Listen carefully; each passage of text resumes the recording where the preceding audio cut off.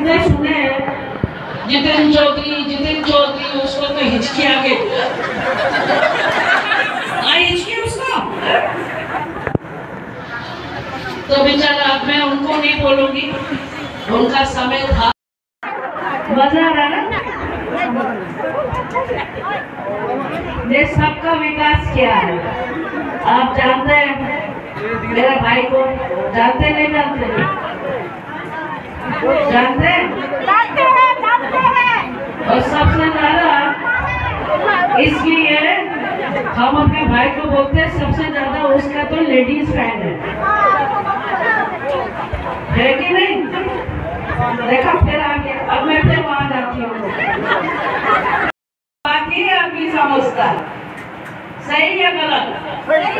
आपको लगता है जो बाहर के आदमी बोलते कि हम बाहर के हैं, क्या बाहर के? नहीं,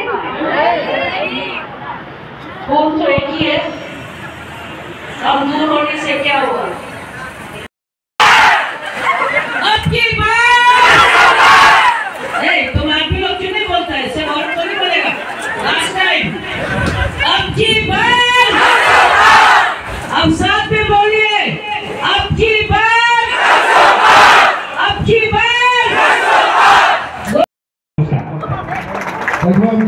আজকের এই নির্বাচনে সবাই আলোচনা করার জন্য অনুরোধ করছে ত্রিপুরা প্রদেশ কমিটির স্পোর্ট পার্সন মাননীয় অস্মিতা মল্লিক মহোদয়।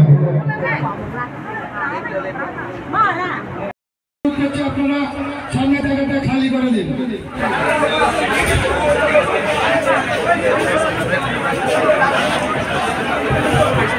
সবাইকে নমস্কার, যতন খুলুঙ্খা।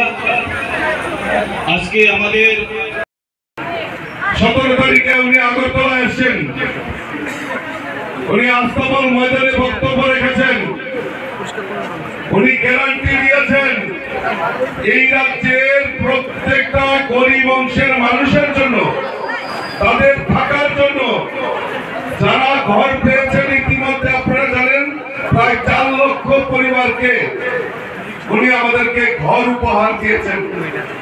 আরো যারা বাদ পড়েছেন কেউ বাদ যাবেন না, প্রত্যেকের বাড়িতে, গরিবের বাড়িতে পাকা বাড়ি নির্মাণের দায়িত্ব আর গ্যারান্টি যদি নিয়ে থাকে আমাদের দেশের প্রধানমন্ত্রী নিয়েছেন।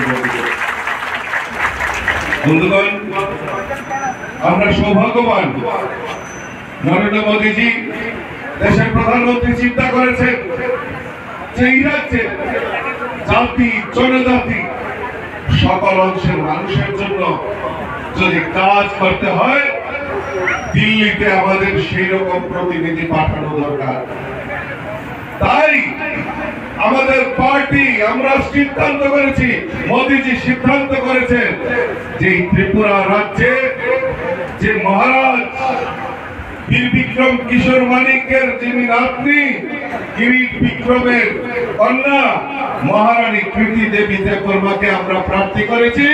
আর আমাদের নৈতিকতার দায়িত্বে আমরা কৃতি দেবীকে বিজয়ী করে আমরা মোদীজি আসার পর এই ভারতবর্ষের প্রত্যেকটা অংশের মানুষের গ্যারান্টি দিয়েছেন। উনি মহিলাদের সুরক্ষার কথা বলছেন, উনি যুবকদের গ্যারান্টি দিচ্ছেন, রাজ্যের শ্রমিকদের কথা বলছেন, এই রাজ্যের কৃষকদের কথা বলছেন, তাদের গ্যারান্টি আমাদের মোদীজি নিয়েছেন। তাই আমাদের নৈতিকতা, আমাদের সেই নৈতিকতার প্রশ্নে আমরা এইখান থেকে মোদীজি তো তৃতীয়বারের মতো প্রধানমন্ত্রী হবে, পাশাপাশি আমরা এই ত্রিপুরা থেকে 2টি আসনে আমরা পদ্ম ফুটফুটিয়ে মোদীজিকে উপহার দেবো, সেই সংকল্প নিয়ে আমাদের কাজ করতে হবে। Subscribe to Tripura Info and press the bell icon so that you never miss any latest updates and news on Tripura.